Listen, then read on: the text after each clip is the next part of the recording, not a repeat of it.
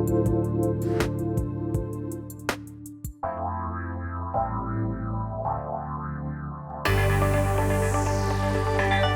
everybody. I'm Jennifer Bloome, host of Soul Wisdom Abundance, Create Wealth Through Spiritual Health. I'm delighted that you are joining us today. We've got a really important conversation to have. And by important, I mean timely.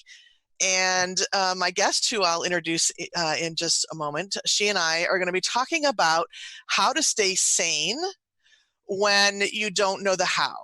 And basically what that means is when you are swimming in the chaos, when you're in a time of unknown or uncertainty, and you know that you want to move forward, but you don't have a clue how to do that, that's what we're talking about today. And, it really is timely. I don't know that well, most of us, I don't think, have ever lived through a time as uncertain and as unknown as now. I lived through 9/11, but somehow that was just a little bit different. As terrifying as that was, this has a different quality to it. There are so many aspects of our lives that are different, and there's no time frame on it. Keeps it feeling really. There's a lot of fear. There's a lot of angst and uncertainty around it. And as individual of a time, as unique of a time as that is in our world, we all have times in our lives, I think, that mirror things like the same kinds of feelings, right? We have times of crisis. We have times when we know we need to shift and change, but we're not sure how to do that. And my guest has had the fortune to live through a couple of these times of crises. But the fortunate aspect of that is, as she's come through these times of personal crisis, she's done it in a very conscious way and has really learned how to move through this time in a way that keeps you sane. It keeps you moving forward. So I'm really glad that we're going to get a chance to have a conversation today. So let me introduce you to her and let's get the conversation going. So let me introduce you to Stacy Small. Stacy is the founder of Elite Travel International, a 15-year-old global luxury travel firm and a former magazine editor and travel journalist. She's a graduate of the SI Newhouse School of Communications at Syracuse University and is the author of the book, Why Not Me? 12 Lessons a Year on an Island Taught Me About Living My Dreams and How You Can Live Yours Too.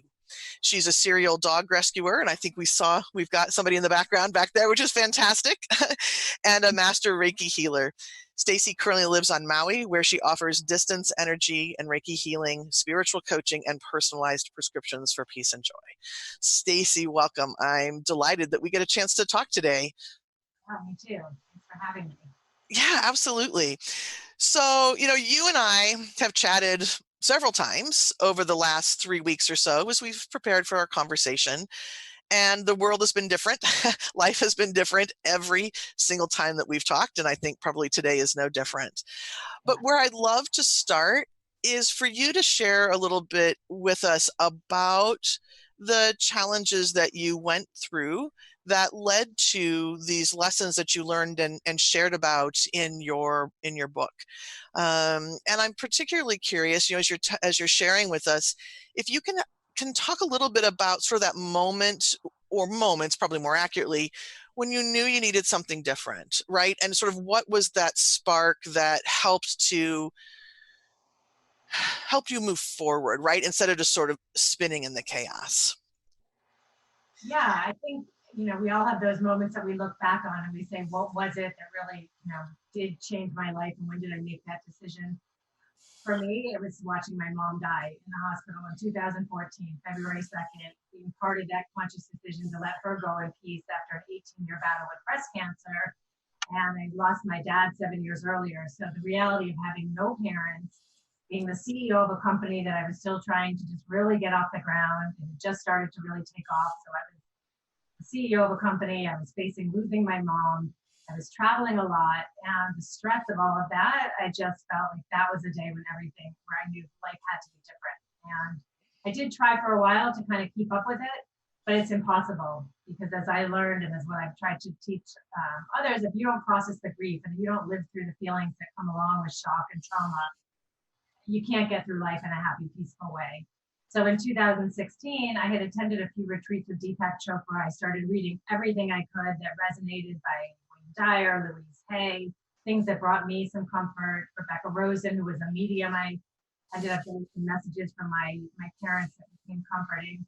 And I was on Maui in 2016 at a retreat, and I just saw Maui like in neon lights, and it signaled to me, and it's when I really started tuning in that I needed to just follow the signs. And next thing I knew, I'd rented a house, and I didn't know how things were going to turn out, but I spent the next year and a half focusing on my own health and wellness and my spiritual, mental, emotional, and physical health. I had some health issues, mono, things that were, holdovers from traveling the world that I never contended with. So I just really took that year, 2016 and 17, to focus on my health and wellness. And that's when everything really shifted.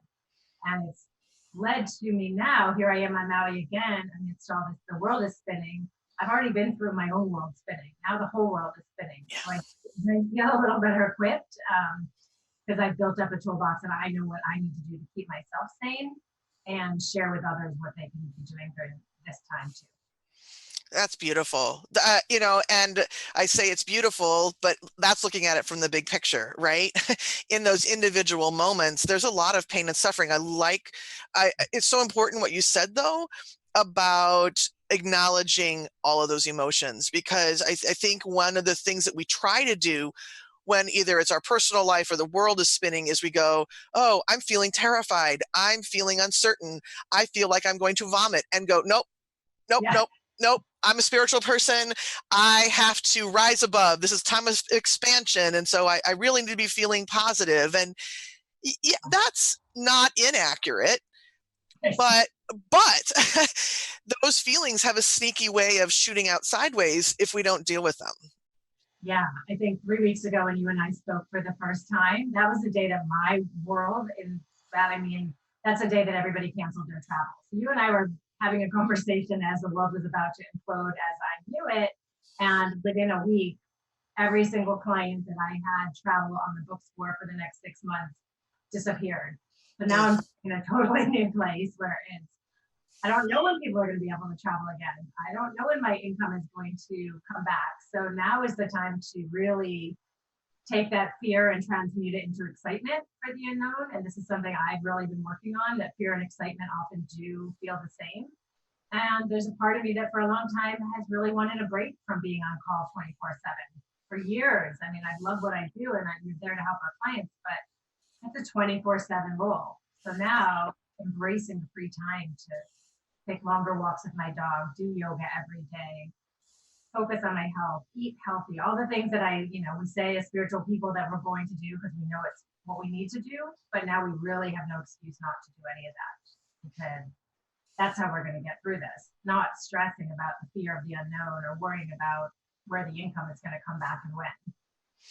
Yeah, I talk about it as time travel, that as human beings, we like to time travel. We like to go out into the future and predict and worry, or we time travel to the past where we angst over what has happened and feel that pain. And we draw both of those into our present moment, right? And it's natural to do some of that. But if we can allow ourselves to recognize when we're doing that, right, that's when it's like, okay, wait a minute, no, I don't want to do that. I have enough going on. I have enough on my plate right now. I do not need to add what's going to happen in 3 months. I do not need to go back and relive what happened 2 months ago or a year ago. And it can be helpful to draw yourself back into the present moment and say, okay, what can I do today? Yeah, that is, I always go back to something I heard Wayne Dyer say, is that nobody can have a different or better past. So you might as well let it go and just focus on moving forward, because it doesn't really matter who I was, last year, 5 years ago, what my identity was, how much money I made. And living on Maui is a beautiful reminder of that, because nobody cares really what you do here, what you drive, how you make your money.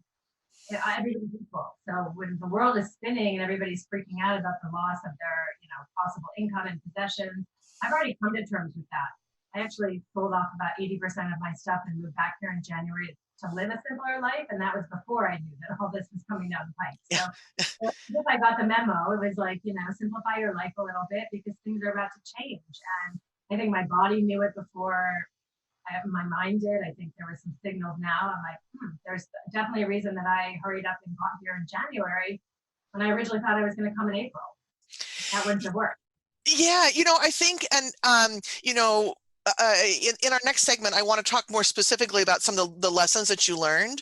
I know you're sort of threading them in here as we talk. I can hear some of what I read from you, but what I think is really interesting, and something I want to point out is that when you take the time to really embody the lessons, so to speak, and we'll talk about that again in the next segment. When you embody these techniques and mental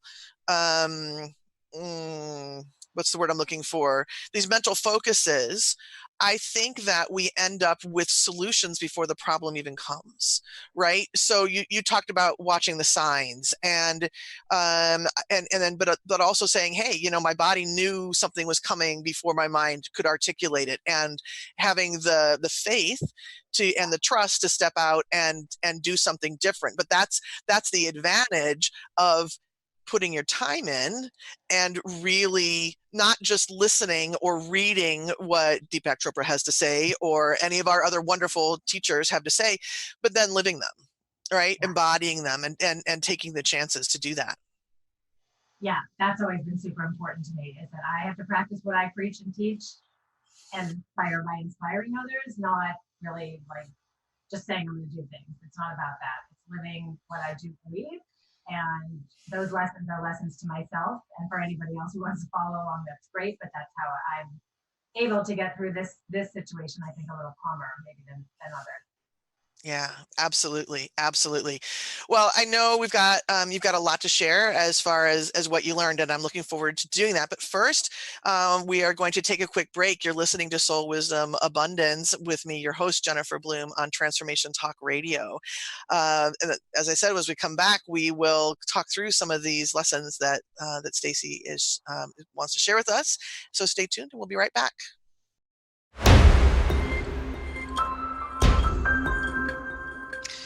So, hello, we're back on Soul Wisdom Abundance with me, your host, Jennifer Bloome, and my guest, Stacy Small. We are going to chat in this segment about some of the lessons that Stacy has learned and what she shared in her latest book.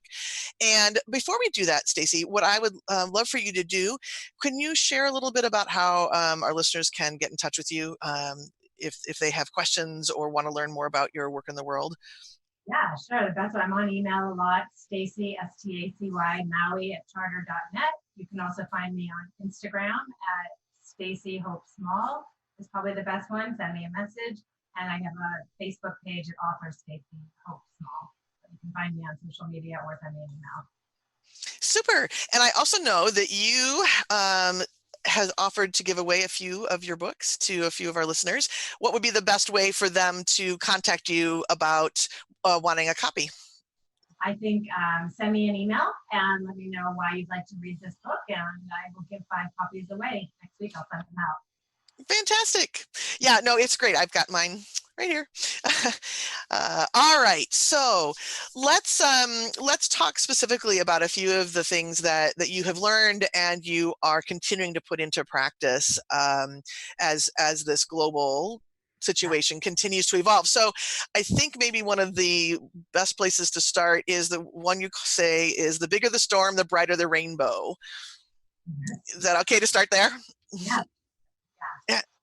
Well, yeah, I live on an island where it rains a lot, which was a surprise to me because we think Hawaii is sunny all the time, but it rains. It's a tropical island, and I've never loved the rain, but I've had to embrace it. And the beautiful thing is that every time it rains, there's a rainbow. So there was that metaphor, and then also for me, it's a personal connection because my mom loved that song, "Somewhere Over the Rainbow." I think she just had this fantasy someday that life would be better because life was not always easy growing up for us. And she just would play that song on the piano a lot. And I never really made the connection until I was an adult. And I started traveling. And it was like right after she passed away, I heard that song everywhere I went. So whether I was in Venice, Shanghai, I now have recollection, South Africa, all these places where I would just hear the band or hear it in the background. Like it was a signal that my mom was with me no matter where I was traveling. So now living on Maui, I see a rainbow at least every single day. And I'm always Mm. posting photos on my Instagram because it's just a reminder that it doesn't matter what kind of storm we're going through. There's a bright rainbow that shows up, and it reminds me that my mom is with me, but it also that everything is okay and that we are safe. Yeah, love it. You know, as you say that, I'm thinking about one of my favorite songs, happens to be Kermit the Frog, right? Rainbow Connection, right? I love that message. But anyway, so here's a question I have for you because, I think, when we are in times of pain and suffering, some of the lessons and as some of these things that you are learning, which are so powerful, right? That it's so powerful to be watching and always getting these signals that says, look, there is something that's coming. As you move through this, there is something amazing on the other side. Um, but I think that sometimes when we are really in that place of pain and suffering, sometimes it can sound like a platitude, right? So, and I'm not saying that to diminish, and because these are really important things. So, how do you stay connected to the real truth of what you've learned as opposed to, somebody just sort of saying, you'll be better for it, or whatever things people tend to throw out at times like this. I think I try to be really careful with that because I'm super sensitive myself, and I don't like people. I found a lot of people telling me just to kind of get over it and asking me if I Yeah. could come back to work after my mom died. And I thought, there's no answer here. I ended up needing like a good 6 to 8 months to really get back on track of being able to run my business during that time. I couldn't explain that to anyone, and there were people judging me, and I've had to do a lot of work to learn to tune that out. So if I feel other people's energy or feel some judgment, that's them, not me. I think that's a deeper fear or something that they're contending with. So I try to be super sensitive. I never say to someone, oh, just get over it or calm down or it's going to be fine. I try to inspire by living what I know has helped me, which stepping outside, being in nature. Some days I just need to sleep all day. I'm really tired. I don't need to explain myself. I just put my out of office on and I take naps for the day and wake up feeling better the next day. Yeah. Yeah, that permission, right? To live it as you need to live it. Right. I think that's so important. In my early career, of when I was working for myself, I started out as an occupational therapist and then I transitioned into working with women's health. And I did a lot of working with women who were trying to conceive. And there's a lot of platitudes that get tossed at women, who are trying to have babies, and it's God's will, blah blah blah. I mean, and I was teaching the essence of some of these lessons that you're speaking about. But the thing that I always made sure to tell somebody is, look, this can't come from me. This is something that you have to decide, right? You have to feel the truth of it, and then you can live it. And I can, as you said, I can show you by walking my talk. I can show you through examples of other people. But I just want to make sure that we're giving permission to everybody to say, look, you get to, this is something that has to come from the inside out. And it's so helpful to have somebody to lay breadcrumbs, or rocks or boulders, as you've done in your book, right? These really big signs, but again, to give permission for it to come first from inside. Yeah, and I find that resonates with people because the last thing I want to do is tell people what to do. That never worked with people trying to tell me what to do. Yeah, right, right.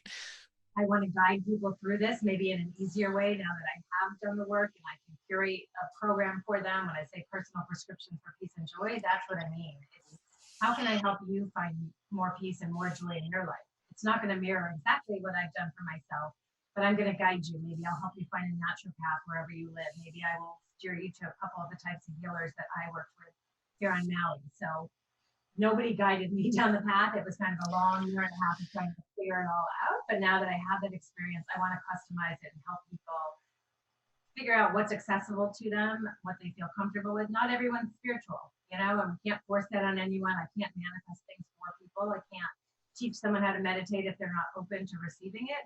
I can just put the suggestions and, like you said, guide them down the path, and then it's up to them to decide what they want to receive. Love it. I love it. Right. There's no need to reinvent the wheel, right? There's, you walk through it on your own, and to be able to provide that wisdom to somebody else is so helpful. And then it's up to them, right? They can follow it. They can follow it or not. But giving them the permission to live it as they want to live it. Yeah. And I think in times like this, I mean, this is unprecedented times that we're living. People are just spinning. And I talk to friends with kids at home and kids with, home from college. The circumstances are so different than anybody has ever lived through or expected. And nobody knows what to do right now. Not even us. We're just sort of working our way through it too. We might have a few more tools and we know how to keep ourselves calm, but the population at large is spinning right now, and they need people like us to guide them more than ever. So I'm feeling like this is going to be a wake-up call for those that didn't know they needed a wake-up call. It's been forced on everybody. Mm-hmm. Mm-hmm. Absolutely. Absolutely. And then you get to take from it what you want, but it's, yeah, and I think about all of us who have some tools in our toolkit. If we can, I just had this vision of chaos, just sort of doing this. And then the more of us who can stay a little bit more centered, and it really isn't about staying centered. It's about coming back to center too. Don't you think? Right. I mean, it goes back to the point you were making earlier about how you got to feel those feelings. You've got to feel the fear. You've got to feel the grief. And there's a lot of grief that I think is being expressed right now. I've got college age kids home. I have a son who's worked really hard on a chemical engineering degree who's not going to get to walk across the stage. And in the scope of things, yes, he has a job to go to when he's done, which is fantastic.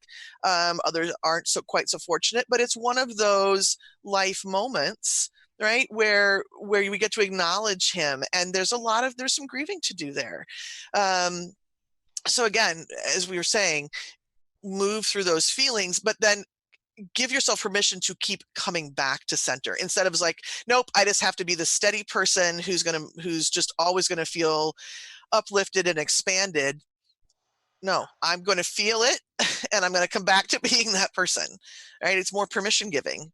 Yeah, the grief is a big one. And I am in touch with it because I've experienced a lot of it. And I do know what that feels like. And I also know how to move through it. So my sense is a lot of people don't know how to move through it. And when you're grieving a loss of income, your loss of stability, loss of control, loss of the unknown, so much, this is when people really need to work with people like us that can walk them through it. And it's temporary. Grief passes. It's a terrible feeling unless you're going through it. But as we know, it does, you do move through it. And you do come out on the side a bit more evolved. Yeah. Do you have I don't know, quick tip and grief don't necessarily go together, but do you have something that people can start with when they're looking at releasing some grief? I mean, my favorites are get outside, sunshine, walk. There's nothing better than a walk by the ocean if you live there. I have 3 rescue dogs for a reason because one wasn't enough. I need love. So whether it's your kids or your dogs, make sure you're surrounding yourself by people that uplift you and talking on the phone, and just now is not the time to spend time with those friends that you don't feel good around. Only spend time with the people that you're really feeling positive and that you can be yourself with, because otherwise it's impossible. That would probably be my big tip.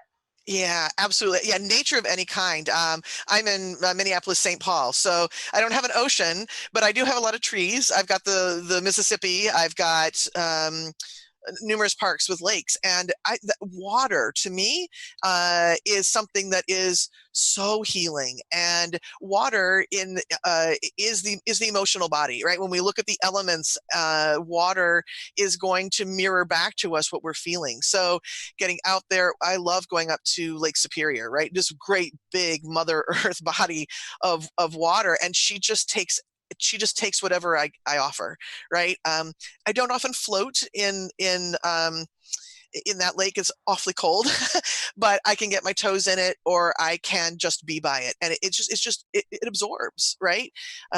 So in recognizing that I need it, is one of those steps. All right, so we're going to pause here and take another break. And when we come back, let's talk more lessons, okay? So for now, this is Jennifer Bloome on Soul Wisdom Abundance on Transformation Talk Radio, and we'll be back.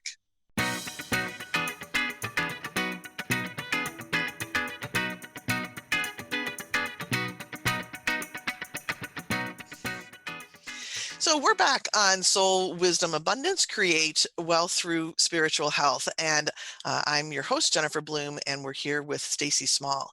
And Stacy and I have been talking about how to manage the chaos, how to stay sane, how to keep moving forward.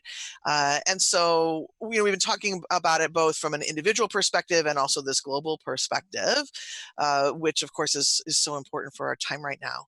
All right, so Stacy, how about if we kind of talk through another one of the lessons that you learned as you were going through your own individual time? How about choosing joy is always an option?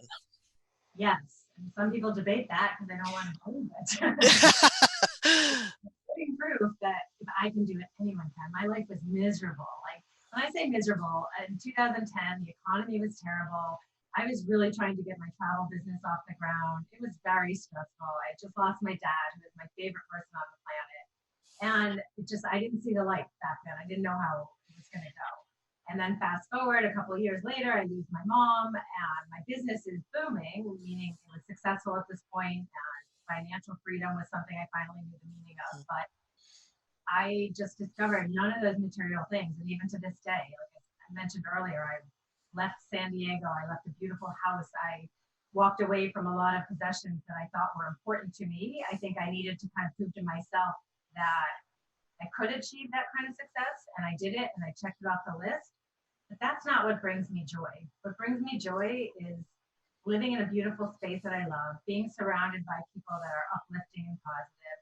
I've been amazed here in Maui, the community outreach. We have Facebook groups every single day. People are asking who needs food, who needs toilet paper, can I cook? There's chefs donating their services all over the island. A veteran yesterday posted, is anyone going to be near the Krispy Kreme? They don't deliver and I'm craving some. I'm like, gotta get your Krispy Kremes. That's what brings the guy, brought me joy, because I was like, I'll go get the guy some donuts if that's times a few weeks ago, I probably would have said, this isn't a good conversation. I don't know where the joy is going to come from. I just lost all income for the foreseeable future. Business is crazy. But I couldn't be happier at this moment because I am feeling at peace with the time out. And I'm finding other people are too. People are smiling. People are able to take a breath and see that this, is not going to be the end of the world. It's stressful and it's terrible that people are dying of this terrible virus, and not to diminish any of that. Right. But I'm healthy and I need to stay healthy so I can help others and stay in a place of joy, and teaching people peace and joy at a time when they think it's not possible is truly what's going to bring me joy. Yeah. You mentioned people kind of debating things, and I've heard, I did I had a conversation with a group of it was empathic mothers, and I was talking about abundance, and I walked into that conversation thinking I was going to talk about how do you connect to abundance when you're not feeling abundant, and right, because a lot of people are losing their jobs, getting furloughed, all of that. But that's not what we ended up talking about. What we ended up talking about was the guilt that they were feeling because they still had their abundance, right? For this particular group of women, they had not experienced some of the really awful things and really hard things that are happening. And there's this idea, they were fighting this idea of, well, what do I do about this? Do I give all my money away, right? Should I give everything to all of these different groups of people? And we really talk about this concept of you can't get poor enough or sad enough or terrified enough to help somebody else. It really is the opposite, right? That as you stay where you can in terms of your own feelings, that's where you get to help lift up the people who who maybe have lost somebody in the pandemic, or another family who is going through a hardship, or the guy that needs his donuts, right? It's counterintuitive sometimes, but to be able to allow yourself to feel joy and happiness when the whole world is upside down. But it's really, I think, the most important thing that you could do. Yeah, and I sit in a place, I'm not at one extreme or the other. I run a business that doesn't exist right now because there's no travel to sell.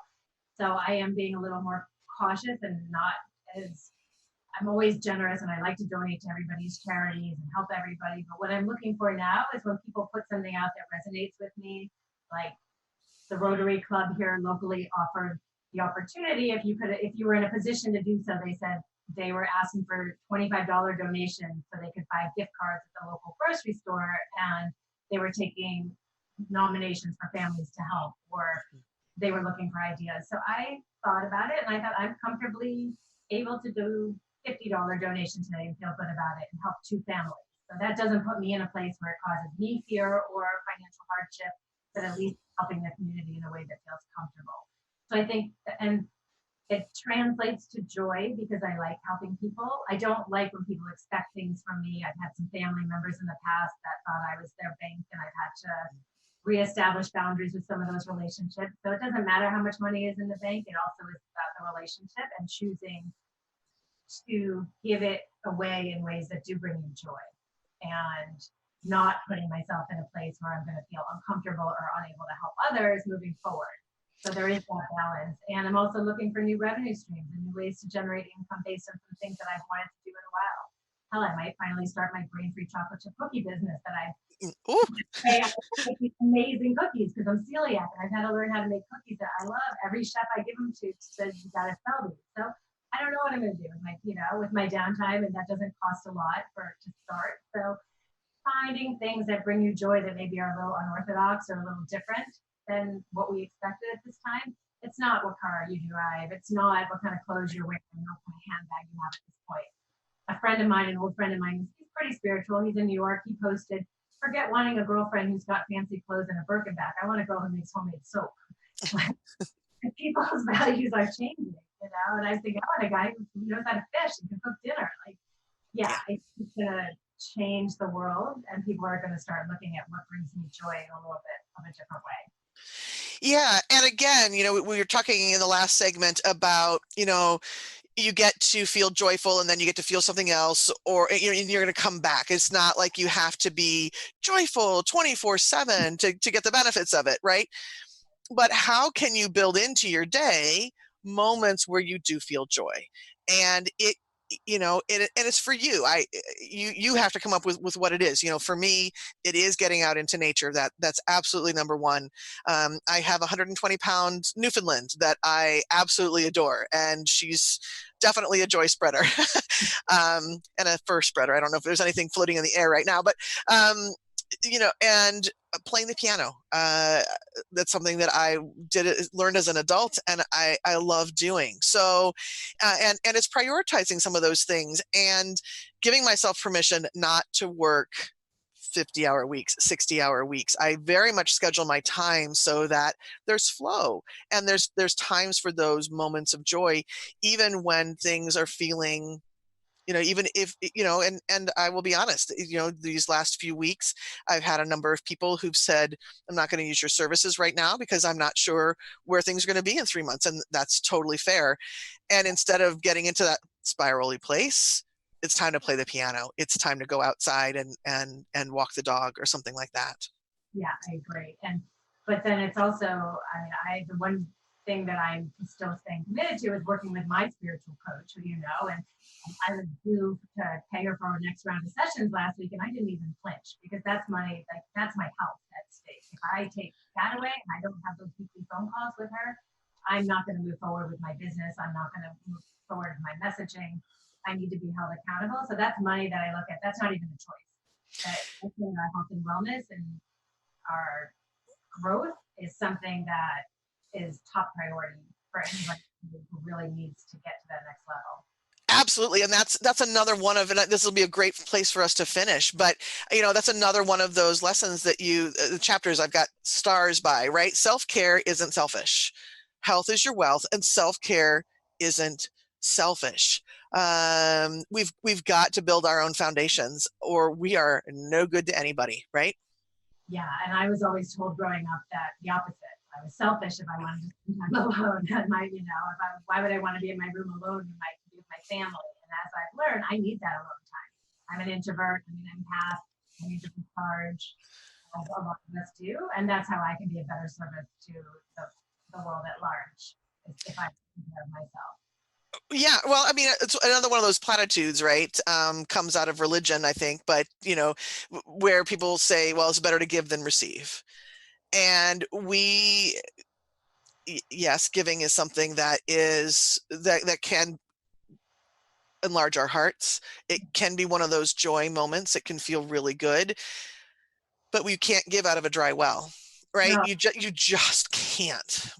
and you also have to be, I've learned to be better and more open at receiving, because the law of giving and receiving states that if somebody wants to take you to lunch or they offer you a gift and you say, oh no, no thank you, you're depriving them of their joy. So I also do try to, something else that I learned from Deepak Chopra is gift something to everybody you meet every day. And it doesn't have to be something that costs anything. It can be a smile, a compliment, a flower you pick up. And when I stay conscious and I try to do that, the amount of joy you bring to other people through that is amazing. So maybe leave that to you to kind of leave as a tip. It's just really try to gift something to everyone, even if it's just a smile or a compliment. Oh, I love that. I can feel the expansiveness of that as you say that, right? And what a joy to be able to do that for someone else, It right? doesn't have to cost anything. And you can Exactly. Yeah, exactly. receive with gratitude, just accept with gratitude and receive gifts that people give to you. Yeah. Well, Stacy, I am so glad that you've been here for this conversation. It's such a good time to have it. I really appreciate all the wisdom that you've had to share with us, and thank you for being here. Thank you for having me. It's been wonderful. Yeah. So, just one more time, what can you give your email for people to get in touch with you? Yeah, it's Stacy, no E, so Stacy Maui, Stacy Maui at charter.net. And on Instagram, it's Stacy Hope Small. Super, super. All right, so we're going to go ahead and take a break. I'm Jennifer Bloome with Soul Wisdom Abundance, create wealth through, I can't even get my tagline out right now, create wealth through spiritual health. And we've been talking so much about spiritual health today. We're leaning really hard on that today. So we're going to go ahead and take a quick break. And then when we come back, I'm going to share one of the techniques that I really lean on in times of uncertainty. So thank you all for being here, and we'll be right back.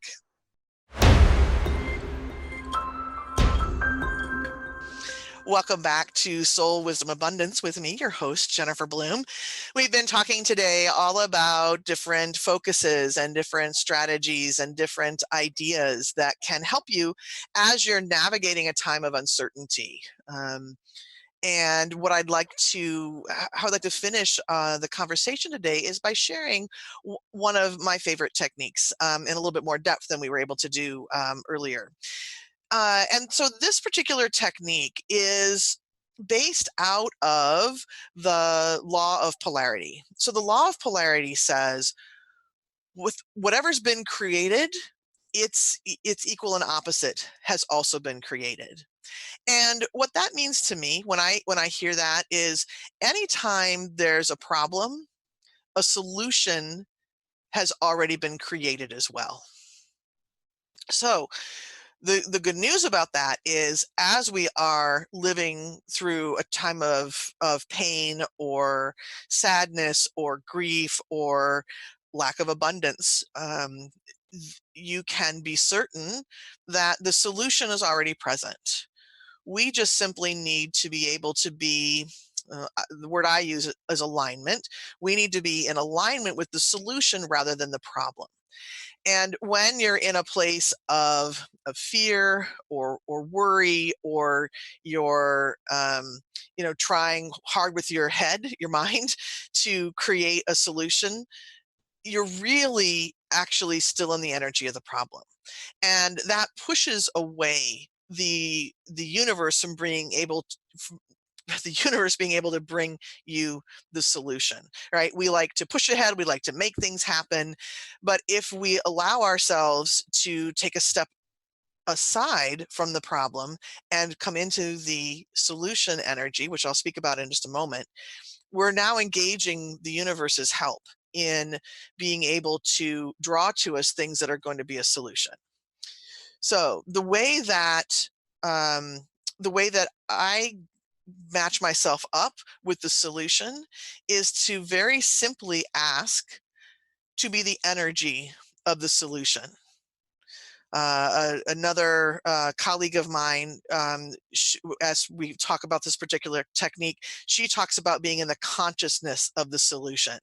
So whatever language helps makes more sense to you, you can use either one of those. And as you start to use this language, and you can use it in some specific ways, which I'll talk about in just a second, what you're doing again is you're moving out of the problem space and into the solution space. And now, when you're in that solution space, you become much more magnetic, much more attractive to things showing up for you. Now, the way I like to work with it is I like using something like EFT. You can use it as a mantra. You could simply sort of have in the back of your mind saying, I ask to be the energy of the solution. I ask to be the consciousness of the solution. Um, if you have a lot of emotion around the problem, if it feels like you're going to keep slipping back into the problem, using a technique like EFT or emotional freedom technique, which is a technique that I've talked about a little bit on this podcast, but it's a technique that allows you to um, clear out of your energy system, out of your meridians, blocks to what you don't want, and it allows you to bring into your energy field things that you do want. So, and it's also a body-based technique. It uses your pairing language with acupressure points. So you're tapping on different acupressure points. So when you've got a body-based system like that, when you're pairing it with language, it really helps you embody what it is you want to be. Okay. You could also turn the phrase being the energy of the solution into a prayer. So divine intelligence, fill me with the energy of the solution. Right? And again, as you do this, you are inviting divine source, universe, God, goddess, whatever your name is for that which is more than we are, to start to bring you solutions. I was working with a client one time, and she had a really challenging tax situation. She and the IRS had been going back and forth about some challenging numbers and things that the IRS said that they owed. She and her husband owed, and she's like, okay, the more I spin in this, the more I go through the paperwork, the more I'm just involved in the problem. And so she practiced the energy of the solution, and it was so funny. She called me the next morning and she said, I had a breakthrough. And she came up with an idea that she'd been puzzling with this for months, and she came up with an idea that was going to allow her to move through this particular issue with a lot more ease, with a lot more grace, and she went on to work with the IRS, and things worked out. So this is about opening yourself up to ideas. It's about opening yourself up to solutions that you can't puzzle out with your head. And I think that, when we are in times of, unprecedented times like we're living through, we can't just puzzle through things. We're being asked to expand into new places for ourselves, new places for how we are in community, new places for how we're going to come together as a nation and as a world. And we're not going to be able to do things like we used to. And for the most part, even though there's a little bit of pain and suffering that comes along with that, if we keep ourselves open to new solutions, if we keep ourselves open to co-creating with the divine, God, goddess, again, whatever your name for it is, we are going to be able to come through this with a lot more grace, with a lot more ease, and a lot more of an abundance flow. And, as I say that, I spoke about in the last segment about speaking with people who have that sense of guilt, of being in a good position. And I think no matter what side you're on, whether you are in that place of pain and suffering, or whether you're in a place of good flow and ease, we get to do we get to continue these practices. We get to start saying, how do I want to do this differently? What can I expect more of? How can I move into a life that has more flow and abundance and ease? Right? It's okay to do that. It's okay to ask for that.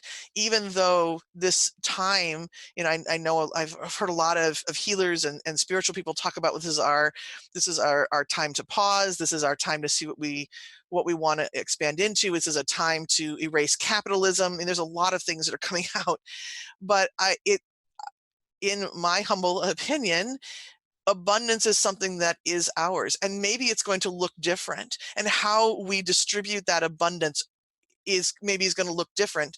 And maybe if we each can take on our own abundance, when we can be the energy of the solution, when we can come closer to being more of a sovereign being in relationship to money, we are now completely changing world structure.